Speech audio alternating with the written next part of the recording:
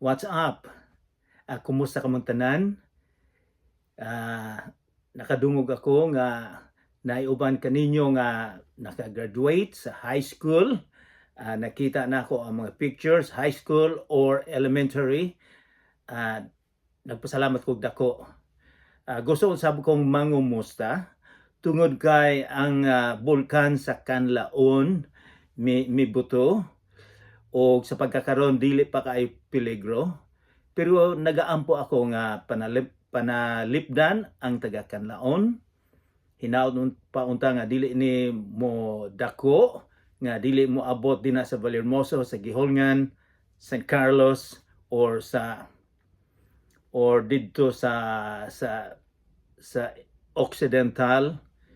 Hinaut pa unta nga ang hangin dili mo kusog kaayo, aron nga ang abog dili mo spread sa ubang mga lungsod kay dili maayo sa atong lawas.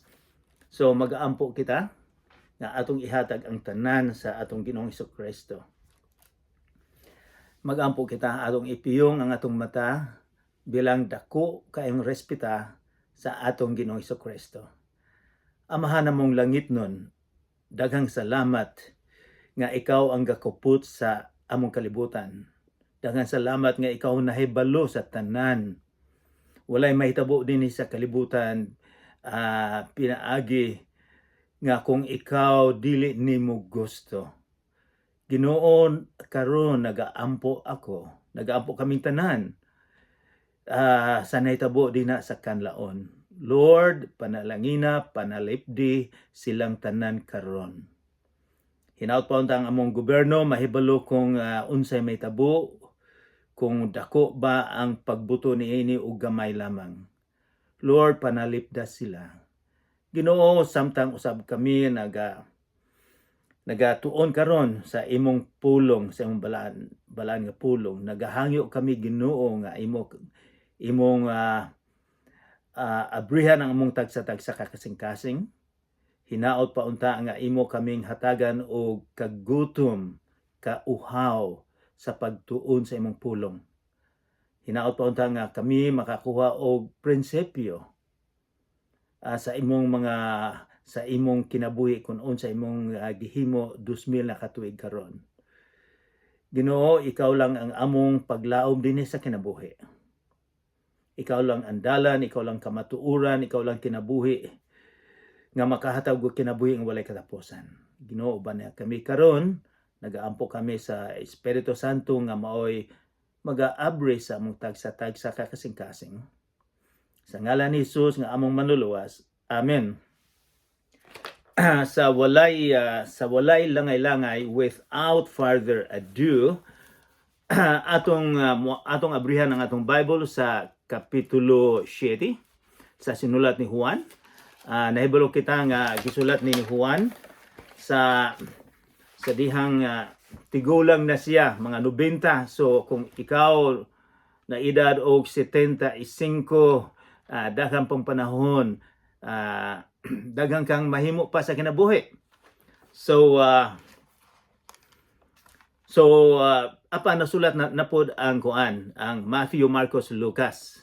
Nasulat na mga 20-30 years before this. Apan gidihugan si Juan nga magsulat ni ining libro nga Juan. So mauna nga naatay libro ni Juan.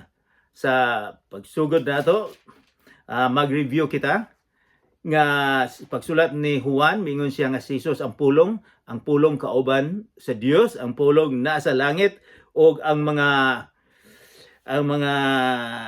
miingon si Juan nga ang pulong nahimong tao. And then maadto kita sa versikulo 2, dito atong nahibaw-an nga ang unang milagro ni Jesus iyang para dili nga maulawan ang kasal, ang tubig iyang gihimo nga bino. And then sa chapter 3, kapitulo 3, ato usab nga makita ang usa ka sikat nga teacher, usa ka membro sa Sanhedrin, miadto ni Jesus, si Nicodemus.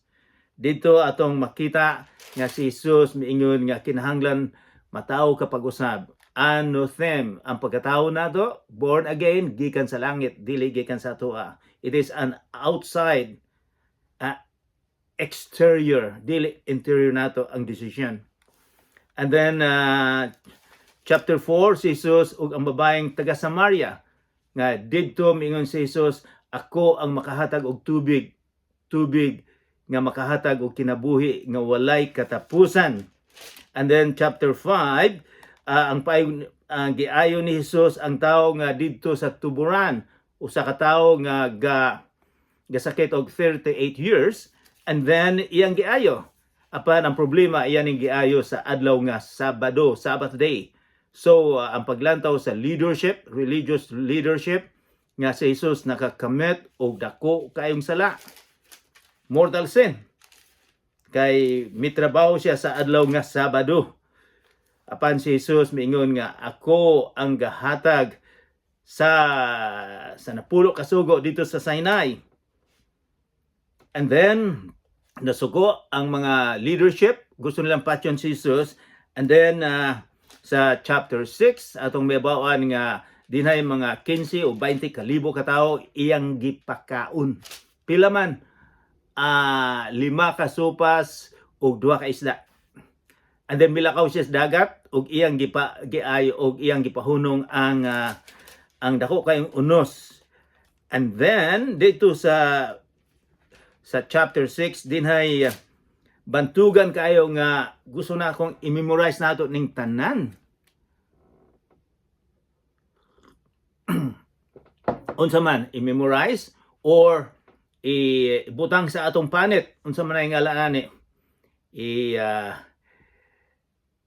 ibutang sa panit, sa likod o bisang asan dapita ato para ato ni mabawan. Kaysa sa pagsermon sa atong Ginoong Kristo sa iyang pagtudlo, ang iyang mga disipulo, si Jesus adunay mga sobra sa 80 ka disipulo. Apan ang atong nahibawan lang ang 12. Sa iyang gisermon nga lisod kayo, ang ubang nga disipulo kadaghanan wala na mosunod ni Jesus. Mao nang gipangutana niya ang 12 ka disipulo, unsa may kamo usab mupalayo ba mo nako? Si Simon Pedro ang unang pope. Si Simon Pedro si Santo Pedro, San Pedro miingon gyud. So mao na atong bantayan kay gikan ni San Pedro. Miingon siya, si Simon Pedro mitubag kaniya sa pagpangutana ni Jesus, kamo mo lagyo ba pud mo? Kamo mo sunod ba pud mo nila? Miingon si Jesus, Ginoo, kang kinsa man kami muadto, ikaw mao ang may mga pulong may tungod sa kinabuhing walay katapusan. O kami nagatuo og among nasinati nga ikaw mao ang balaan sa Dios. Unay giingon niya. Siya, si Jesus ang tuburan sa kinabuhi nga walay katapusan. Miingon si Pedro. Dini sa kalibutan karon wala na. Kung dili si Jesus lamang. So, maadto kita sa Kapitulo 7 without further ado, so walay paglangay-langay. Atong basahon. Guys, naa na ba mo dinha sa sinulat ni Juan, Kapitulo 7. Sorry, mag-inom ko coffee kay giubog gihapon ko. And then, nagamit ako og kining Cebuano nga Bible pareha sa inyo. Apan gagmay kayo ang mga sulat dire, ang prenta, so usay gilisod ko pagbasa pero pasaylo lang ko. So magsugod na kita. Ang title din wala mutuo ang mga igsuon ni Jesus. Verse 7, basahon nato. Verse 7, Kapitulo 1. Og tapos niini si Jesus, og tapos niini buti pasabot kini 6 months na nga nagkipag nga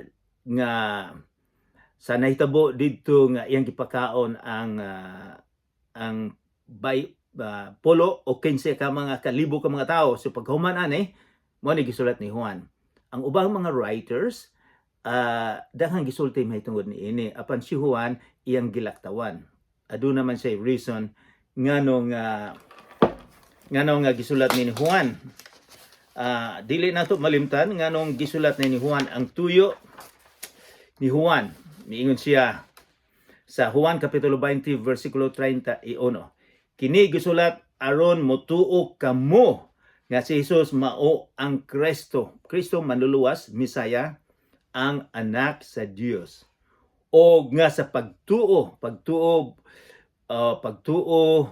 pag sandig nato niya, sa pagkaput nato niya, makabaton kamo kinabuhi diha sa iyang ngalan. Makabaton kita kinabuhi nga walay katapusan.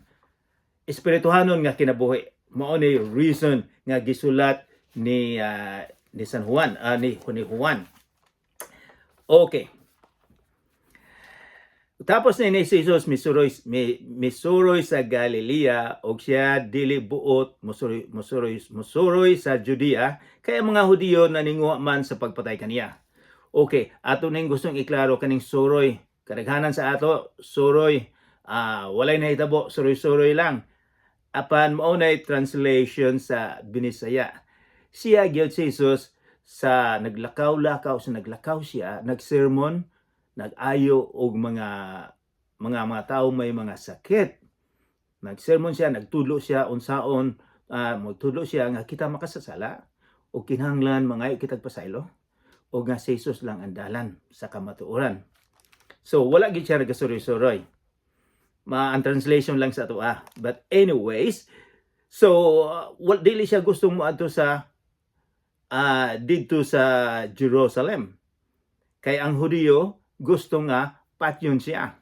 Og si Jesus gipadala siya sa amahan. Og adunay timing kung kano siya madakpan, kano siya ibutang sa cross, o kano siya mabanhaw. Aduna siya panahon. Kung wala pa'y panahon, walay mahitabo. Og si Jesus iya gyud gituman. Og karon nagsingabot na, versikulo 2, o karon nagsingabot na ang fiesta sa mga Hudiyo, ang fiesta sa mga payag. Oh wow! Maayo ning atong tun-an ni, kay importante ni kayo. Sa Leviticus chapter 23, verse 40 to 43, akong basahon. Kay kining fiesta nila, kita na apo tay fiesta. Ang uban, ang ilang fiesta nga nagabantay si baby Jesus, gamay nga Jesus, gabantay sila. O pasalamat. So kadaghanan kabalo kitag fiesta. Ako gusto kong fiesta tungod kay makakaon og humba, makakaon og lechon. So ang mga Hudiyo naagi tulo ka fiesta. Nga dako kaayong fiesta nga himuon nila. Ang unang fiesta, Feast of Passover, yung paglukso. Ang sunod, Pentecost, 50 days after Passover. And then, kini karon, Feast of Tabernacle. Tabernacle, buot pasabot sa ilang sinultian sa Koth, or fiesta sa balay-balay. Kining tulo ka fiesta nga gisugo sa atong Ginoong Jesucristo, aron nga ang ilang mga Hudiyo, Israelites, dili malimtan nga ang Ginoo ang gatabang nila sa ilang kagikanan sa dihang gikan sila sa Ehipto paingon sa Promised Land, o didto sila sa desierto sa 40 ka tuig. Kinsay gapakaon nila desierto to? 40 ka tuig. Kinsay gapainom nila? Ang Ginoo ang gapakaon nila, gapainom nila, og ang Ginoo walay flashlight sa unang panahon. Sa paglakaw nila, ang Ginoo ang ilang suga. So, mao ni atong basahon gikan sa Leviticus ni sa Old Testament. Og sa nauna nga adlaw, magakuha kamog mga bulig nga adunay bunga sa kahoy nga maanindot, mga sanga sa mga palma o mga sanga nga kakahuyan nga mosiot o mga tangbo sa sapa, o magalipay kamo sa atubangan ni Jehova nga inyong Dios sulod sa 7 ka adlaw. Mao ni, it is an happy occasion, it's a happy fiesta. Mao gini pinaka-happy nila. Kini nahitabo ni kinahang fall, October or November or September. And then verse 41, ang sugo sa Ginoo, og magbuhat kamo og fiesta alang kang Hiyova sulod sa 7 ka adlaw sa tagsa katuig. Kini may usa ka balaod nga walay katapusan ngadto sa inyong mga kaliwatan sa ika-7 ka bulan pagabuhaton ninyo kini. Verse 42, sa mga payag magpuyo kamo sulod sa 7 ka adlaw ug ang tanan nga natawo sa Israel magapuyo sa mga payag. Aron manghibalo ang inyong mga kaliwatan nga sa mga payag gipapuyo ko ang mga anak sa Israel sa pagkuha ko nila gikan sa yuta sa Ehipto. Ako mao si Jehova ang inyong Dios. Mao ni gisugo. So unsa may giingon dito kay bulo ka sa pila ka libo ka tuig kining adlaw Sukkot or Feast of Tabernacles in English. Sa Binisaya, payag-payag or balay-balay. Naitabo sa 7 ka adlaw, magbuhat sila balay-balay sa duol sa ilang balay. Dito sila matulog. O ang mga bata mangutana, tatay, dad, papa, nganong gahi mo matani? So ang amahan mag-istorya na kung may tungod sa gitabang ni sa atong Ginoo dito sa ilang paglakaw sa disyerto. So 7 ka adlaw na adto sila matulog. So para mahinumduman nila. So og mingon nga so magselebrar sila kadaghanan gyud nila sa mga 30 ka kilometros gikan sa Jerusalem. Muadto gyud na sa templo. Mao na gisugo nila. Og ang uban nga naa sa Europe, naa sa Middle East, muadto gyud siya pilgrimage ni daghang muadto. Miingon si Josephus, Flavius Josephus nga 2.5 million to 3.5 million, almost 4 millions ang muadto dito sa Jerusalem. So dako kay ni ang taga-baryo muadto, ang mga pamilya muadto maglakaw sila paingon dito. So nahibulon tag unsay historical background, cultural background ni ining Feast of Tabernacle. Okay. O karon verse 3, og ang iyang mga igsong lalaki miingon kaniya, pamahawa ka dinha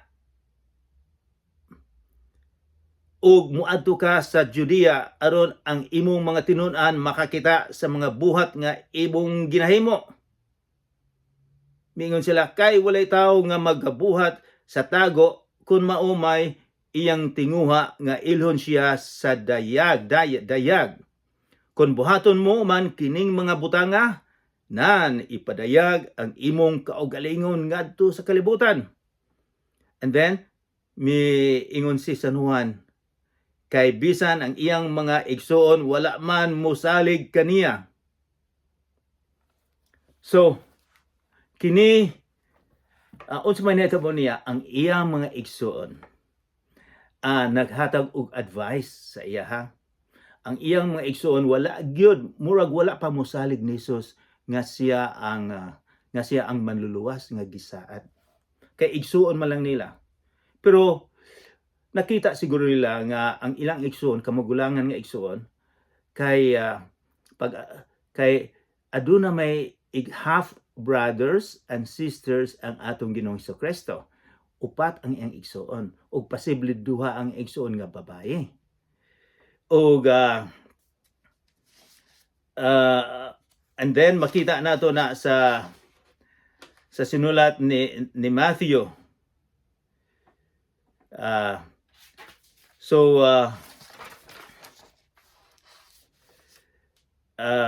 Nga aduna siya mga igsoon, sinulat ni ato din makita sa Juan chapter 2 verse 12, and then Matthew chapter 12 verses 46 to 47, and then Matthew 13 verse 55 to 57 nga gisulti sa Biblia nga ang atong Ginoong Hesukristo na ay mga igsoon. Kaya ang tinuod yun niyang amahan mao ang Espiritu Santo. Apan pagkahuman na ni ana na natao na siya, aduna na po'y anak sila si Jose ug Maria. So naa na sa Bible, usay kita matingala kita, uy, abi na ako gulay igsuon. Pero na-recorded yun sa Bible nga naa siya mga igsuon. So kini mga igsuon niya wala mo tuo. Ang ilang pagtuo God kay pareha sa mga tao sa ilang panahon nga ang Misaya, ang manluluwas, gikan gyud na sa linya ni David nga general, politiko. Kay kanagong panahon under sila sa mga Romano. Galisod sila, taas ang buhis nila, gidaog-daog sila sa mga Romano. Ang mga Romano God mo ay powerful sa unang panahon. Ang ilang power nakuha nila ang England, ang Middle East, ang Germany, ang Afghanistan, Iran, sa Ehipto, ilahana. Ang Israel gamay kayo, nakuha nila, gaanto sila. Mo nang sige silang ga hope nga unta moabot na ang Bisaya para i-kick out na karatihon na ning mga Romano. Apan si Jesus, ang leadership niya espirituhanon. Nga makatag nga hatagan sila og kagawasan ikaw gako nga kita makagawas sa sala aron nga kita makasulod sa langit. Mao iya ha. Siya ang Misaya apan wala sila kahibalo. Apan kahibalo ba mo pagkahuman sa 200 years sorry,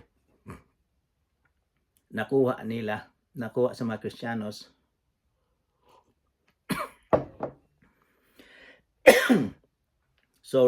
nakuha sa mga Kristiyanos ang Roma, ang emperador si Constantine nahimong Kristiyanos. Ug ngano nakuha bisan ang iyang mga disipulo mga mangingisda, pero nagdaghan ang Christianity. Nakuha nila. So padayon ta. So ang iyang mga igsoon wala mo to. Apan atong tanawon usab nga si Jesus katong mikayab na siya. Miadto na siya sa langit. Ang iyang mga igsoon si James Santiago maoy nahimong leader sa Jerusalem. Simbahan ambot ining ubo. Nahimong leader sa simbahan sa Jerusalem. Si Jude nagsulat og libro. So pero pagkakaroon panahon na wala gyud sila motuo. And then so ipaday nato. And then nag-advise sila nga walay taong kung gusto kang magsikat, moadto ka sa Jerusalem. Yang nag-advise sila sa iya para makita nila dito. Kay dito ang templo, dako ang templo, dito ang justice system, dito ang ilang kongreso.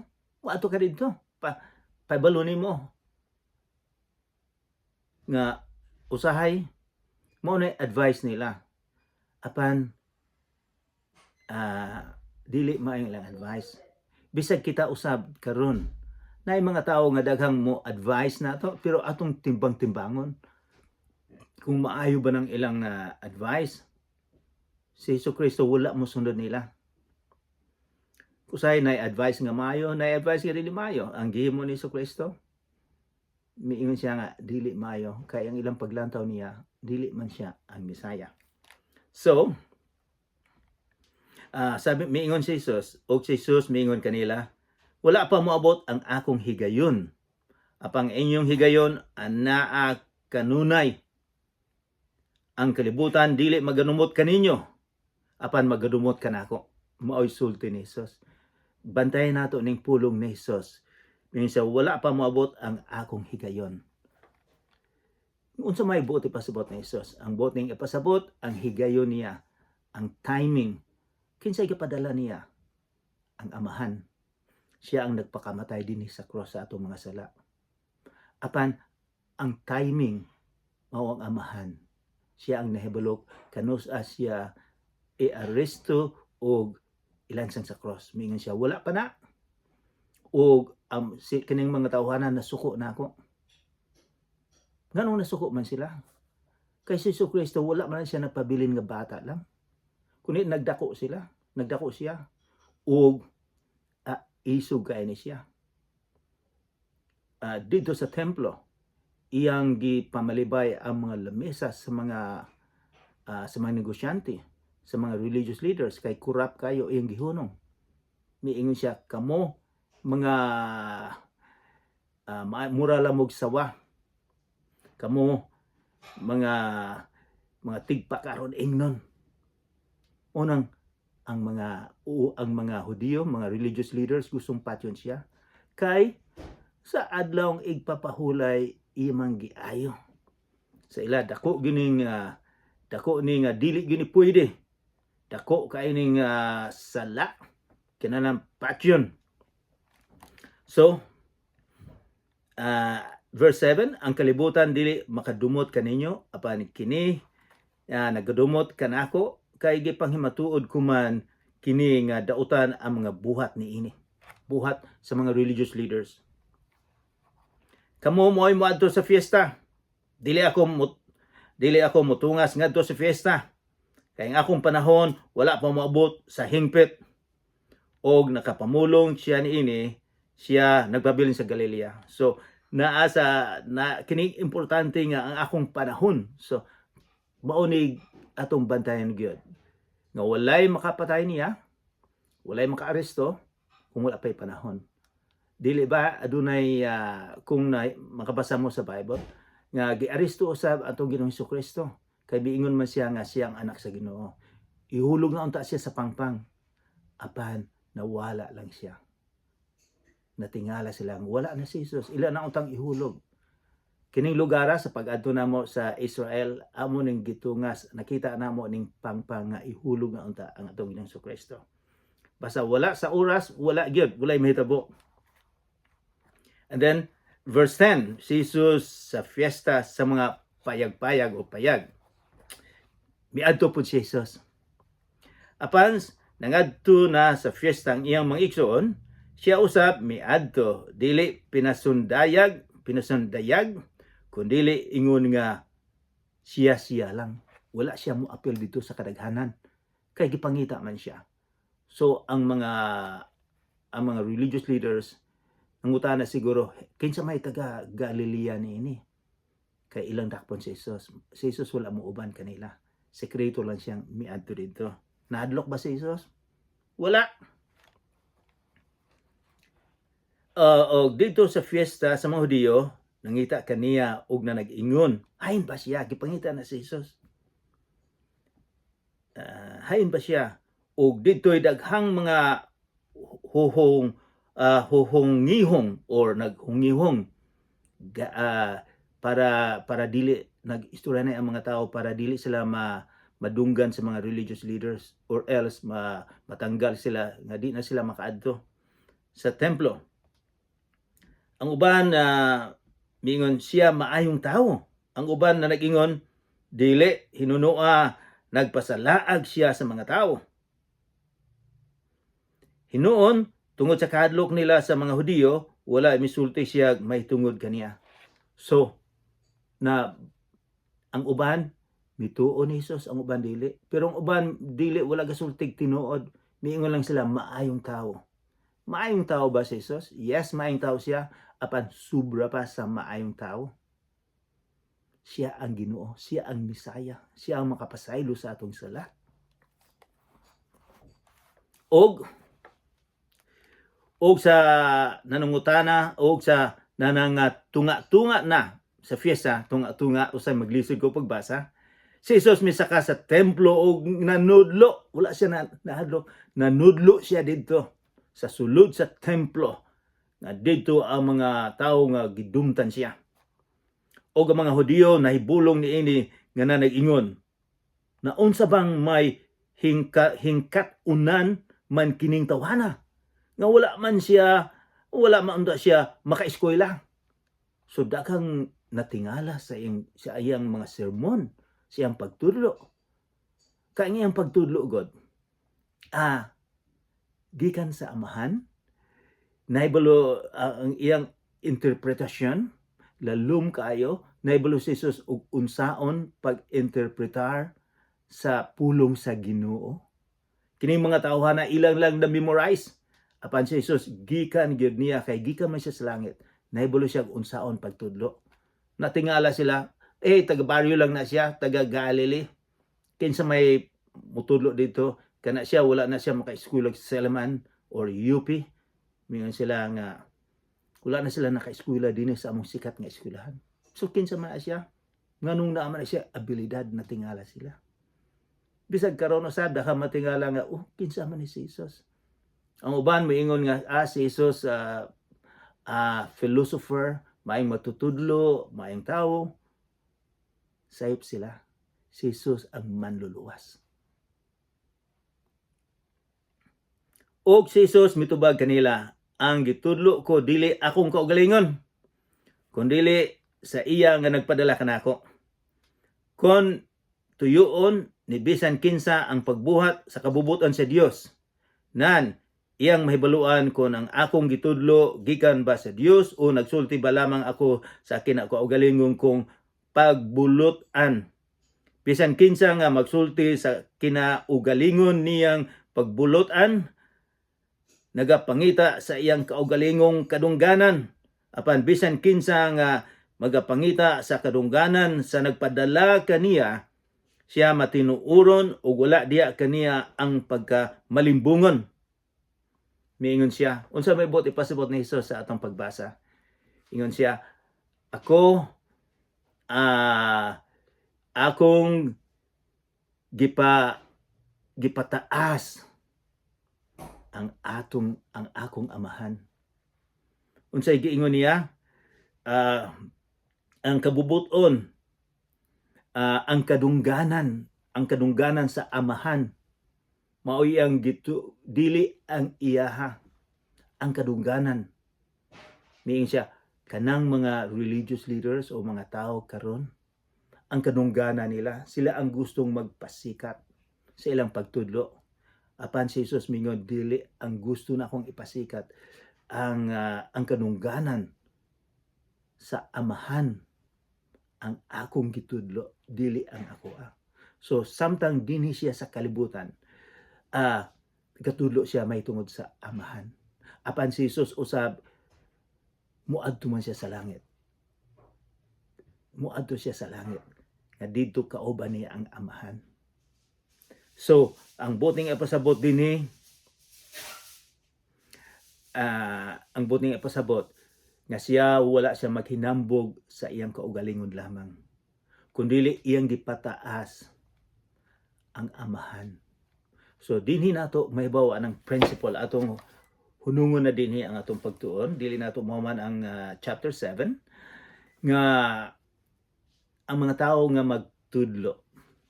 Madungog ninyo sa radio, sa television, Kristiyano o dili, maayong musulti. Apan bantayan nato kung gipasikat ba niya ang iyang kaugalingon, gipataas ba niya ang iyang kaugalingon, o gipataas niya ang atong Ginoong Hesukristo. Dinha atong mahibawan nga siya nagtuon sa Biblia o siya wala siya mingon nga na ako'y makuha sa akong pagtudlo, kundi akong ipataas ang atong Ginoong Hesukristo. So magbantay kita kay naay uban nga mutudlo ga sila ang magpasikat, dili ang atong Ginoong Hesukristo. Mao nay kinaiya sa atong Ginoong Hesukristo sa dinis siya sa yuta. Iyang gipataas, gipasidunggan niya. Nagpasidungog ba kita sa atong Ginoong Hesukristo? Nagpaubos ba kita sa atong kinabuhi karon? Bisag edukado ka, nakagraduate ka sa Salaman University of Dumaguete or St. Paul University or UP, importante usab na. Apan importante gyud nga kita mutuo musalig ang gibuhat ni Jesus dito sa Kalbaryo. nga atong ihatag ang atong kinabuhi ni Jesus. I hope nga kitang tanan atong ihatag ang atong kinabuhi nga kita musalig sa gihimo ni Jesus dito sa Kalbaryo. Kasi siya ang Ginoo, siya ang nagpakamatay kanato ug siya nabanhaw. Wala na siya sa lubong, nabanhaw siya. Hinaot pa unta nga kita musalig kaniya, dili kita musalig sa atong relihiyon. Musalig kita ngadto sa kaniya. Musalig kita sa pulong nga naa sa makita na nato sa Biblia. Mag-ampo kita. Amahan namong langit no, daghang salamat karon nga nadungog namo ang imong pulong.